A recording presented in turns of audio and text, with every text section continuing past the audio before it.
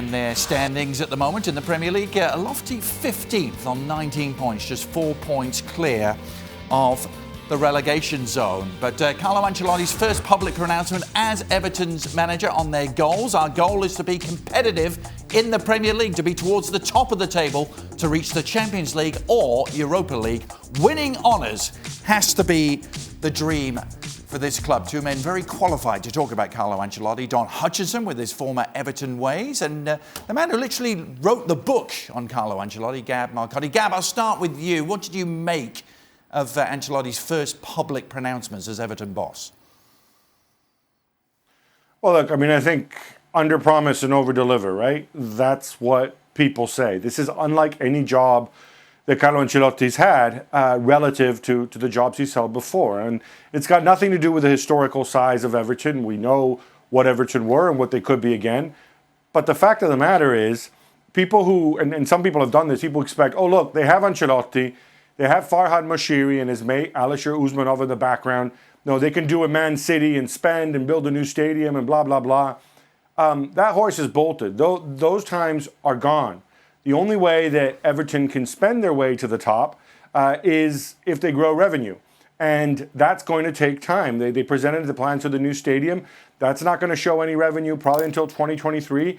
The gap between Everton, who are 7th, and Tottenham, who are 6th in terms of revenue. Tottenham have more than twice Everton's revenue, right? So that is the gap that they need to try to make up if they want to compete in spending with Spurs, let alone the really big spenders. So the reality is he's doing the right thing. The goal is one step at a time. Let's try to get this team regularly in the Europa League, maybe the Champions League. Let's grow with kids. It's an entirely different job description than the last 5 or 6 jobs he's had, and he's excited to give it a go and see how things turn out. But people always have to remember, it's not about how much money Moshiri has or how much money he can spend or how much money he's willing to spend. It's about how much money he can spend, and the reality is it's going to be baby steps.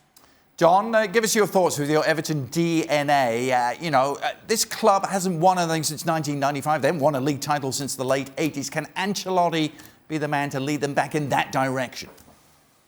Well, you have to dream big. I mean, I get what Gab's saying, and probably all of that might end up being factual, but I think for Farhad Moshiri and Bill Kenwright, these are two guys, especially in Bill Kenwright's case, who I know really well, who absolutely loves his football club. And since Farhad Moshiri's been through the door, he's spent £500 million, and Marcus Silva got £190 million of that. So there has to be a reason why, Farhad Moshiri has gone for a Hollywood signing in Carlo Ancelotti, because he believes that he can bring stellar players into Everton. That has to be the goal. It has to be the case, because Everton have been drifting for a long, long time, and they've had some very good managers like David Moyes and Sam Allardyce, but they are not the Hollywood signings that are going to take you anywhere close to being in the top 6 or even in the top 4 into Champions League football. Now, people might say, that's a pipe dream and it's never going to happen, but you can't just sit back and say, well, it's never going to happen, let's not even try. Leicester proved in 2015-16 that without amazing funds, you can win the league. And what a story that was. It'll go down as the best story probably in Premier League history. So I think for Evertonians,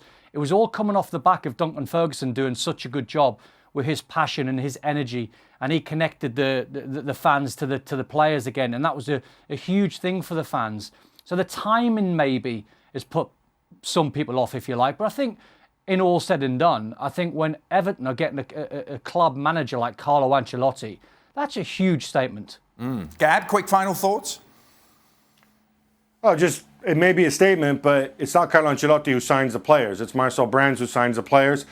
Players don't come and play for free. Players cost money. The project has to be a long-term one. Ancelotti has to work with the many talented young kids that Everton's academy has produced over the years, and they have to be smart, and it's not going to be overnight. But sure, dream big. Thanks so much for watching ESPN on YouTube. And for more sports highlights and analysis, be sure to download the ESPN app. And for premium content and live streaming, subscribe to ESPN Plus.